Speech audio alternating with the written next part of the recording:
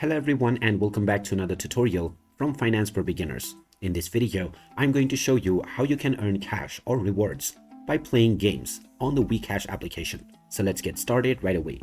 First of all, open up the WeCash application on your device, and after you are signed in to your account, you will be taken into the home page. From here, in order to earn rewards by playing game, you can see the user's choice playtime option at the very beginning.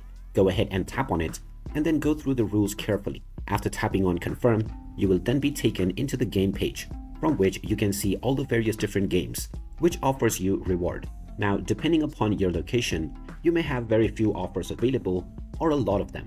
So tap on whichever game you wish to move forward with, and once you tap on the Play Now button, this will take you into the Google Play Store page to install this game right away.